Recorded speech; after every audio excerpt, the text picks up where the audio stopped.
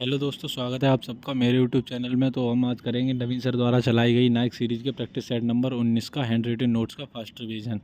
और इसकी जो पीडीएफ है वो आपको मेरे टेलीग्राम चैनल पर मिलेगी, जिसकी लिंक मैं डिस्क्रिप्शन में दे दूँगा। तो चलिए बिना समय गवाए शुरू करते हैं। पहला क्वेश्चन है हमारा कि खालिस्तान नृत्य की एक मूल शब्दावली में युद्ध तकनीकों का नाट्य स्वरूप, पक्षियों और जानवरों की शैल की चालें और गांव की गृहिणियों की कामकाज से आधारित गतिविधियां शामिल हैं और ज़्यादातर पुरुष नर्तकी द्वारा प्रस्तुत किया जाता है। तो वो कौन सा नृत्य है? वो हमारा है छऊ नृत्य। कौन सा? छऊ। और छऊ की कितनी शैलियाँ हैं? 3 हैं। और इसमें बात आती है छऊ में जो जिसमें हम मुखौटा लगा के मतलब प्रदर्शित करते हैं, वो मयूरभंज है। मतलब मयूरभंज उड़ीसा का है, उसमें हम मुखौटा लगा कर इसे प्रदर्शित नहीं करते हैं। और ये जो छऊ है यूनेस्को में ICH यानी कि यूनेस्को अमूर्त सांस्कृतिक विरासत में 2010 में शामिल हुआ था। और ये एक अर्धशास्त्रीय संगीत है। और ये कब मनाया जाता है? ये मनाया जाता है गजानन उत्सव पर। कब? गजानन उत्सव पर। और इसे हम चमकीला नृत्य भी कहते हैं और भगवान शिव के लिए होता है, ये भगवान शिव को समर्पित होता है। अब बात आती है छऊ नृत्य के लिए कुछ पद्मश्री कुछ कलाकारों को मिले थे, हम उनके नाम याद रखेंगे। जैसे नेपाल चंद्र सूत्रधार, इनको मिला था। मकरध्वज दरोगा, केदारनाथ साहू और ससधर आचार्य, इनको पद्मश्री मिला था छऊ लोक नृत्य के लिए। नेक्स्ट है कि मणिपुरी नृत्य से संबंधित कौन कौन है? तो कुछ हमारे कलाकार हैं, जैसे अलूना काबुनी, ये कबुई डांस से संबंधित हैं। ऐसी अन्य कलाकार हैं मणिपुरी के, एलम इंदिरा देवी और बाई गाविनी, ये नाम आपको याद रखने हैं। नेक्स्ट है गीमा, जिसे ग्लोबल इंडिया म्यूजिक अवार्ड के नाम से भी जानते हैं। और इसके प्राप्तकर्ता कौन कौन है, किनको मिला? ये विक्रम घोष को मिला है गीमा अवार्ड। 2012 में वंदे मातरम के लिए इनको मिला था जो। और ये एक तबला वादक हैं, कौन? विक्रम घोष। और पंडित शंकर घोष और संदीप दास भी तबला वादक हैं, ये नाम याद रखने हैं। ऐसी बात आती है जो तानपुरा वाद्य यंत्र है, इसके वादक याद रखने हैं आपको भीमसेन जोशी। और सारंगी के लिए एक नाम याद रखना है शकूर खान, और बांसुरी के लिए वी कुंजमणि। नेक्स्ट है मिलाद उन नबी। ये जो मिलाद उन नबी है, इससे संबंध किसका है? तो ये 12 वफात नाम से भी इसको हम जानते हैं। और ये मुसलमानों का त्यौहार होता है, कौन? मिलाद उन नबी। और पैगंबर मोहम्मद साहब के जन्म के उपलक्ष्य में ये मनाया जाता है। नेक्स्ट है और मुहर्रम जो होता है वो हमारा, उसको हम किस नाम से जानते हैं? उसे अलम जुलूस नाम से भी जानते हैं हम। और इस्लामिक कैलेंडर का प्रथम माह मुहर्रम से ही शुरू होता है। और ईद उल जुहा बलिदान पर्व होता है। नेक्स्ट है पहला महिला क्रिकेट विश्व कप 1973 में इंग्लैंड में आयोजित हुआ था, जो इंग्लैंड ने आयोजित किया था। और जिसके विजेता इंग्लैंड ही थे। मतलब इंग्लैंड जो देश है वही विजेता था, और उपविजेता यानी सेमीफाइनल्स में रहा था ऑस्ट्रेलिया। और भारत में सबसे बार मतलब जो सबसे बार जो जीता है वो ऑस्ट्रेलिया ने ही जीता है। कितनी बार? 8 बार। और भारत में जो भारत हमारा जो उपविजेता रहा था इसमें 2005 और 2017 में, कौन से? महिला क्रिकेट विश्व कप में। और भारत में जो आयोजन हुआ था जो 3 बार हो चुका है। 1978 में इसका पहली बार आयोजन हुआ था। और अगला विश्व कप जो 2025 में होगा, वो उसकी संभावना जताई जा रही है कि वो इंडिया में हो सकता है। नेक्स्ट है जो वुमेन T20 वर्ल्ड कप 2024 कहाँ हुआ था? वो हुआ था बांग्लादेश में। नेक्स्ट है एक दौड़ होती है मैराथन। मैराथन कितनी दूरी की होती है? वो 42.195 किलोमीटर की दौड़ होती है। और इसको अगर मील में हम बात करें तो 26 मील होती है। ये 26 मील 385। और इसको हाफ मैराथन कितनी होती है? उसमें इसकी दूरी होती है 21.097 किलोमीटर। और इसे अगर मील में बात करें तो 13.1 मील। और मैराथन जब ओलंपिक में जो मेल के लिए होते हैं वो कब शामिल हुए थे? तो वो सन 1896 में हुए। और 1984 में फीमेल्स के लिए शामिल हुए। अब बात आती है कुछ भारतीय खिलाड़ी हैं मैराथन के, जैसे शिवनाथ सिंह, राम सिंह यादव और ललिता बाबर। ये किससे मैराथन से संबंध रखते हैं? नेक्स्ट है पावर लिफ्टिंग। ये पावर लिफ्टिंग एक वेट लिफ्टिंग होती है। 3 लिफ्ट होती हैं इसमें, एक स्क्वाट, बेंच प्रेस और डेड लिफ्ट। और ऐसी वेट लिफ्टिंग की स्टाइल होती है snatch, clean and jerk, clean and press. ये आपको लिफ्टिंग याद रखनी है दोनों। और इनमें कौन कौन सी ये नीति होती है, मतलब कौन कौन सी bench pressing, clean and press किस किस में होती है, इसमें बहुत कन्फ्यूजन होता है, आपको ये याद रखने हैं। नेक्स्ट है एवा, जिसे मुक्केबाजी जूनियर लड़कों और लड़कियों को प्रतियोगिता में प्रत्येक राउंड में कितने मिनट का होता है? तो वो होता है 2 मिनट का। और मुक्केबाजी रिंग एरिया जो होता है, वो जो बड़ा एरिया होता है वो 6.1 मीटर स्क्वायर यानी, और छोटा होता है 4.9 मीटर स्क्वायर का। नेक्स्ट है एबा मैच, जो मेल के लिए होता है वो 3 मिनट के 3 राउंड होते हैं और फीमेल के लिए 2 मिनट के 4 राउंड, और इंटरवल इनमें जो ब्रेक मिलता है वो 1 मिनट का मिलता है।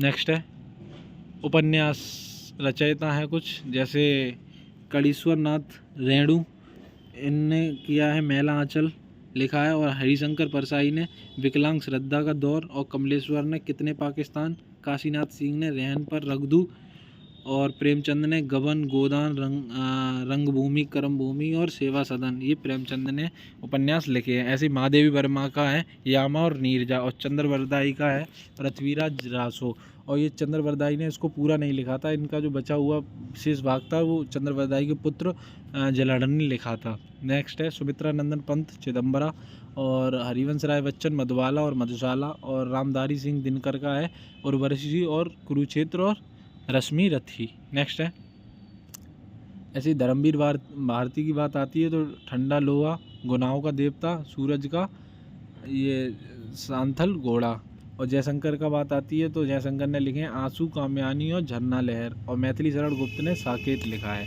ये कुछ उपन्यास और उनके लेखक है, याद रखने हैं। अब बात आती है खाद्य पदार्थ की, तो खाद्य पदार्थ जैसे झारखंड में है धुसका, पंजाब में मक्के दी रोटी मशहूर है, और जम्मू कश्मीर का है रोगन जोश, और बिहार का है लिट्टी चोखा, गोवा का बिंदालू, बालचो और सोरपोटल भी कहते हैं, और पश्चिम बंगाल का है आलू पोस्तो, और केरल का है अजम।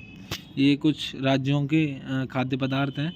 नेक्स्ट है विधान परिषद में सदस्यों की संख्या कितनी होती है, तो इसमें कम से कम सदस्यों की संख्या 40 और ज़्यादा से ज़्यादा विधानसभा के 1/3 से अधिक नहीं होनी चाहिए। कम से कम तो 40 होनी चाहिए, और ज़्यादा से ज़्यादा विधानसभा के जो 1/3 हैं उनके अधिक नहीं होनी चाहिए विधानसभा की सीटों के।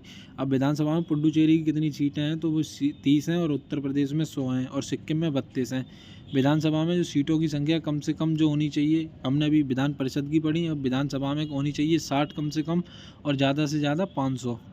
नेक्स्ट है जिन राज्यों में विधानसभा नहीं है वो कौन कौन से राज्य, उन्हें क्या कहते हैं, उन्हें एक सदनीय कहते हैं, और जो विधानसभा में जिन्हें सोल हाउस कहा जाता है। नेक्स्ट है भारत की सबसे छोटी विधानसभा कौन सी है, तो वो है पुडुचेरी, और सबसे बड़ी पूछे तो वो उत्तर प्रदेश, 403 सीटें हैं इसमें, और पश्चिम बंगाल में 294, महाराष्ट्र में 288, और बिहार में 243, तमिलनाडु में 234, दिल्ली में 70, गोवा में 40 और सिक्किम में 32 हैं। ये आंकड़े आपको याद रखने हैं।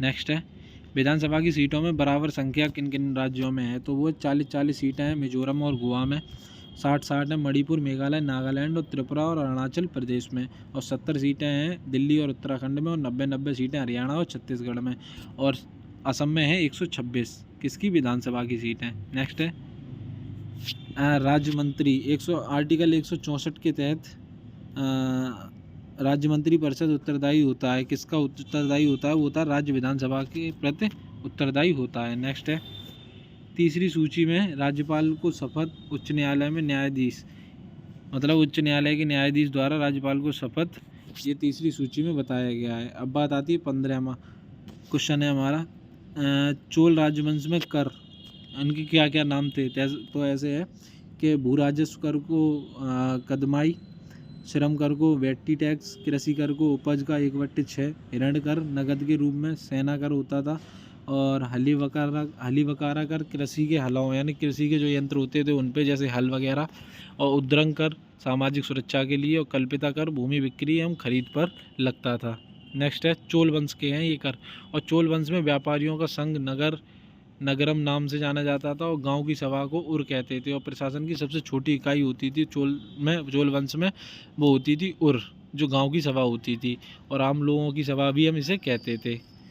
और एक सैनिक इकाई जो 100 सिपाही होते थे उसमें उसको हम खिल्ल कहते थे। और ग्राम प्रशासन का उल्लेख उत्तर मैरूर शिलालेख में बताया गया है, किसके ग्राम शिलालेख का, यानी कि चोल वंश के ग्राम प्रशासन का उल्लेख। नेक्स्ट है उपहार में विद्यालयों के लिए दी गई भूमि शलभोग कहलाती है, मंदिरों के दान के लिए तिरुमंटकनी, और जैन संस्थाओं को दी गई भूमि को पल्ली छंदनम कहते हैं, और गैर ब्राह्मणों को बैली वगई। और ऐसी बात आती है नेक्स्ट है कि सबसे शक्तिशाली चोल शासक कौन था, तो वो था राजाराम प्रथम था, और इसकी जो उपाधि थी वो थी गंगई कोंडचोल।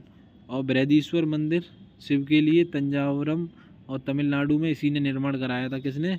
राजाराम प्रथम ने। और बौद्ध मठ का निर्माण भी इसी ने कराया था। नेक्स्ट है मैजिकोट रेखा किन किन देशों के बीच है? तो मैजिकोट रेखा है फ्रांस और जर्मनी के बीच। मैजिकोट फ्रांस और जर्मनी। और 49वीं समांतर रेखा है वो यूएसए और कनाडा।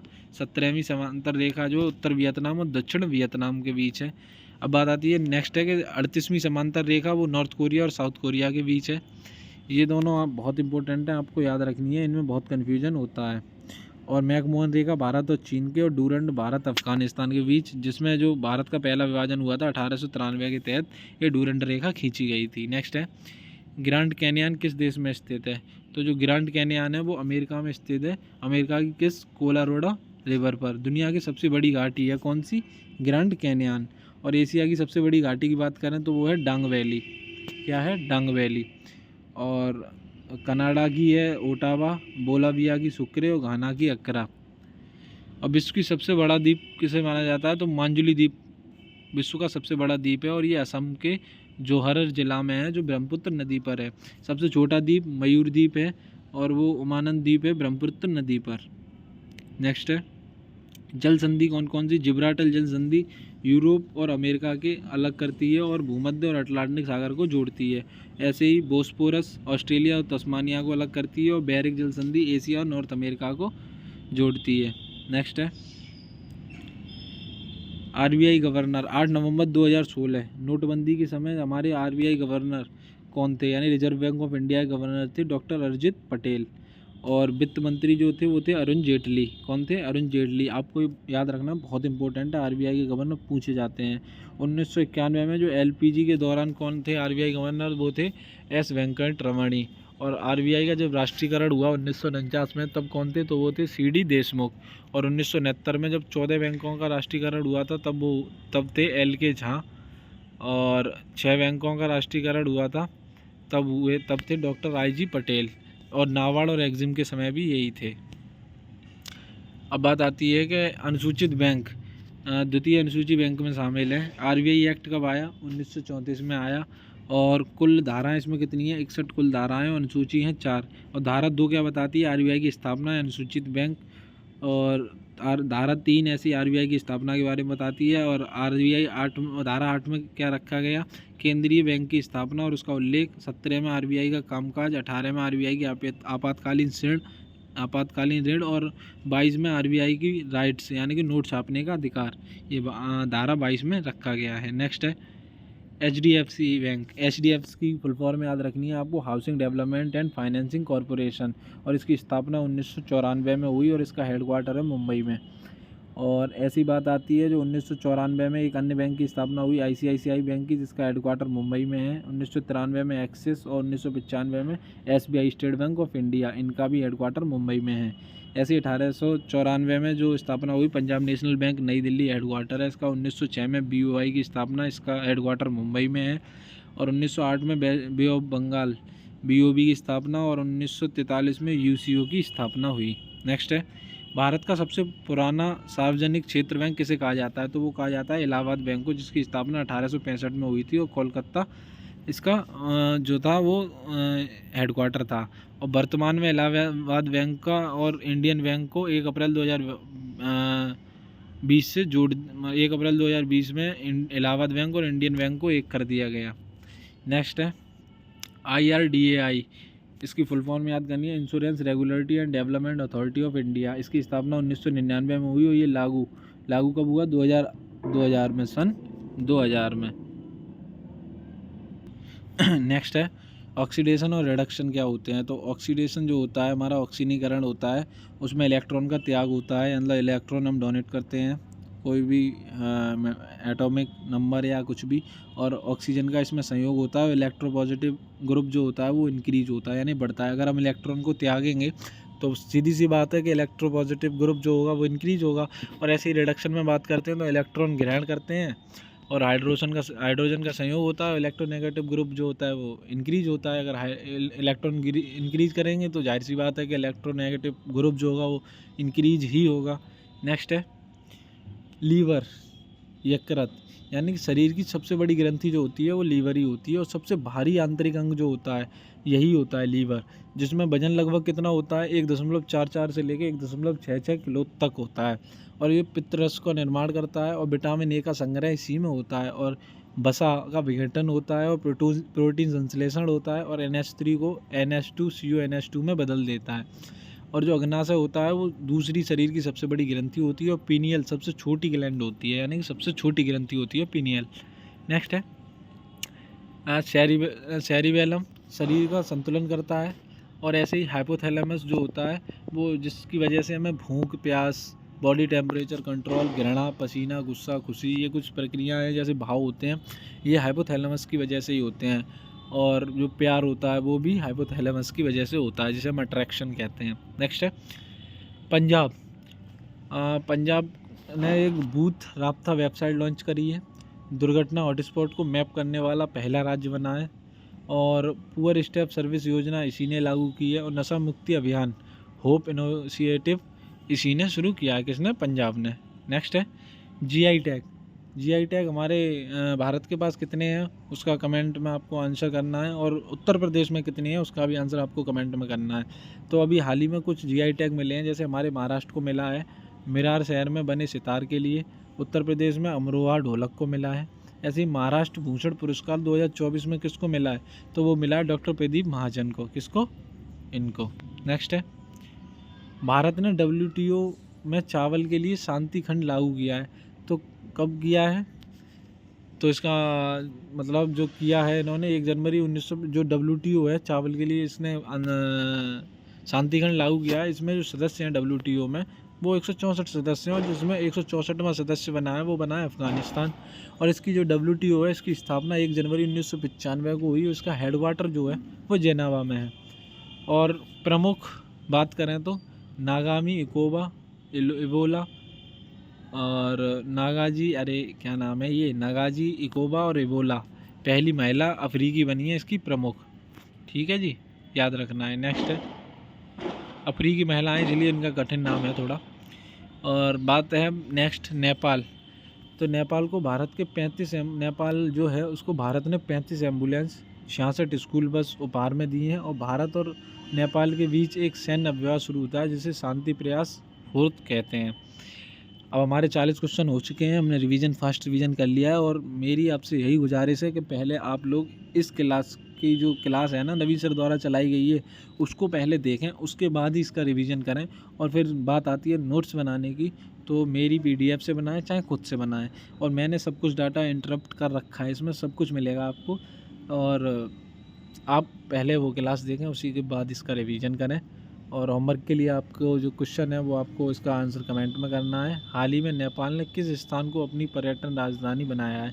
वैसे तो नेपाल की जो राजधानी है वो काठमांडू है, तो बात आती है पर्यटन राजधानी किसको बनाया है? तो इसका आंसर आप उम्मीद करता हूँ कमेंट में ज़रूर करेंगे। धन्यवाद।